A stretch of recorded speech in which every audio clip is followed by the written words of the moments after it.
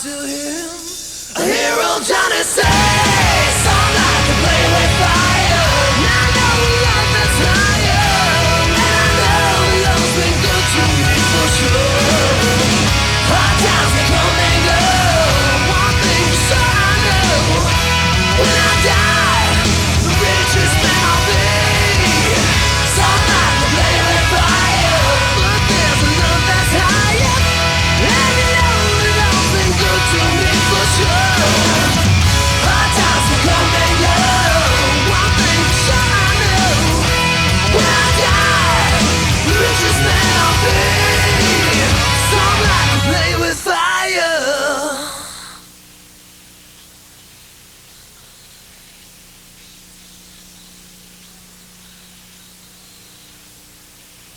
All the cabinets, speakers, ready. Stop the tape deck! Pretty soon. Don't worry. I know it's cold. It's cold. It's cold. But actually this set is done to be seen like it's summer. Somewhere in there. Because if it was winter, I have like some serious clothes on. But you know, I'm a trooper, so you know, if it was like 30, 40 degrees out here, I still dress like this. You know, to please my customers, see? Because they like for me to be like, you know, loose with the hands. Want your shoe shine? I'll tell you what I want y'all to do. I want some money to get done. Hey, it's getting to be 8:30. It's a normal time you'd be awake, you know? All right, here we go. I suppose, see, I'm so good, I don't have to have a time, really. What do you see happening with Guardian in 1993? I think in '93 we hope we're going to be touring and playing to a much wider audience. We've made a record that we really believe in. This is probably our collective group effort so far. And it just seems like we've been together now for 10 years, and all this time we've put in, it's all starting to come together now. And I think the band is really starting just to happen musically, and the response we've gotten worldwide has just been great. So we're really excited about it. Hopefully we can just get out on the road and stuff. I think, you know, just meet as many people as we can. I think a lot of people should be turned on to the Miracle Mile record. I think it's got a lot of good stuff about anyone. I see us growing as a band, you know, spiritually, musically. Where did the story Shoeshine Johnny come from? Shoeshine Johnny originally was like a parable type story. When I was a kid living in Washington, D.C., we had a maid, and she was one of the most joyful women I ever knew. And she used to work real hard. But even as a little boy, I realized she had so much joy in her life. And when we were writing this song, Jamie was scatting a shoeshine lyric, and Tony thought, well, why don't we take that story and a parable of like Jesus washing feet, you know, and a servant, somebody from a very humble background, but whose faith is so strong and their joy in life. And this lady made such an impression on me. The lyrics just all kind of came together. Shoeshine Johnny just doing time. The song, I said, well, here comes Johnny and the Shoeshine Boy. And we liked it. And so David remembered back when he was a child of someone, just a happy person that really made an impact. And he said, you know, let's use that personality to Shoeshine Johnny. And it just come off, just a spiritual dude that has walked the Miracle Mile and he knows what it's all about.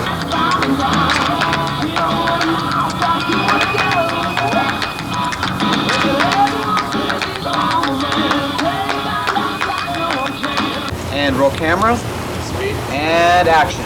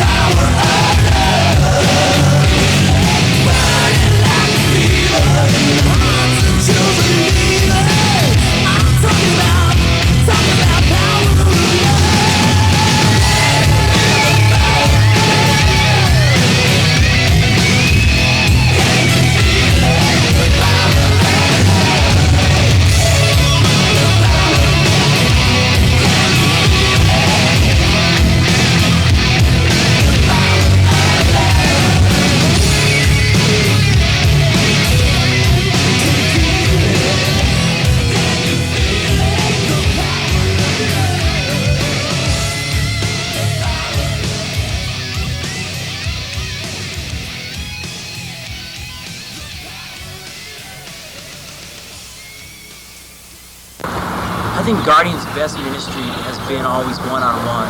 It's been, we give a message at our shows, but the best things happen is after the show when kids have come up and talk to us one-on-one, and that's where we see the best response. We've done shows where tons of kids have come forward. A lot of times it's just one or two people, but it's been really exciting and it's been steadily growing. I think as we're starting to understand what ministry really is, we're starting to focus in on what we feel God has called Guardian to.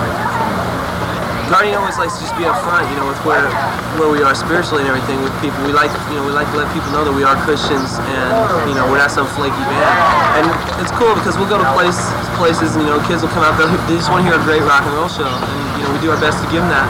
And at the end, usually we just let them know, hey, we're Christians, you know, that we're just like you people. And so we have problems, you know, just like anyone else does.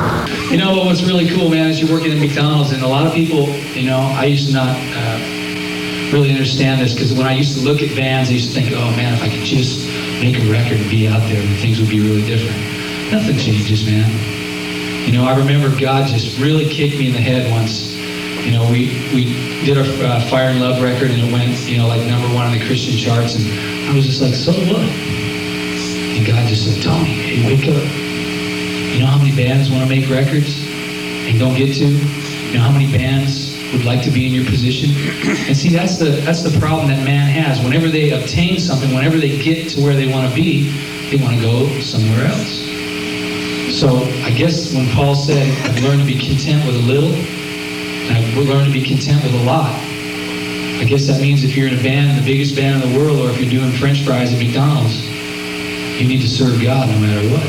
We gotta do some blues in true Guardian style. It's a brand new song we got out right now called Take Up Your Cross. Anybody know that one? Hit it, guitar man. Put your hands together.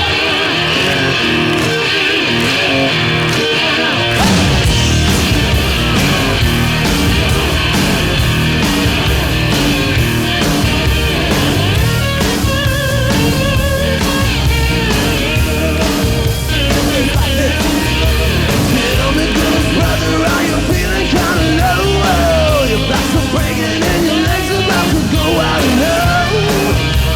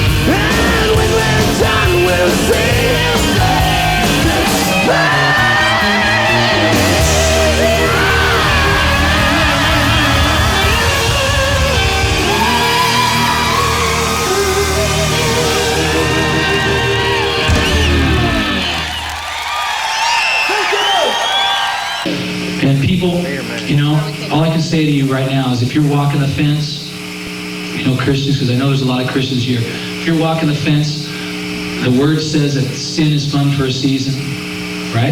That's right. Sin is fun, people, but it's only fun for a season, and it leads to death. But if you're on the fence, you're not getting any sin, and you're not getting any God. You're just kind of in the middle, so you're really not getting any benefit, you know? And I certainly don't advocate going over and sinning, so you might as well get over on God's side and start doing it, you know? And I really believe that, people. This world is really crazy. I think some crazy things are going to happen. I don't know if it's totally end times and it's going to happen in our lifetime or not, but things are getting kind of crazy, and we're going to have to stick up for what we believe in, you know. And the world is full of talkers, people. There's lots of people saying all kinds of stuff, but Jesus, who created everything, this blows my mind, came down in a manger. The creator of all the universe, of everything, was born in a barn, worked as a carpenter, washed people's feet. Like, does that blow your mind or what? I mean, you guys, you know, I don't know. It's like the Bible says that right now we see like we're looking through a glass that's kind of cloudy, you know. We're looking at things and we can't really see. It's kind of like me looking out at you guys right now. I can't really see. But when we get to heaven, is there anybody up in the lights there? Can you turn every light on in the house? Or is that impossible? So it probably won't be the same effect for you guys. There. That's heaven. we give them an opportunity to accept the Lord, and so far, I mean, we've had like cases where, like, I remember one night it was a crowd. It was actually a smaller crowd. We played to like 150 people, and out of those 150, I think 62 turned in cards and said they wanted to give their life to the Lord. So I mean, that's definite fruit of ministry right there. So I think the ministry, I really think God has blessed us, and we're definitely, you know, going to do our best, you know, just to make sure He continues to bless us in that aspect, because that's what we're doing this for.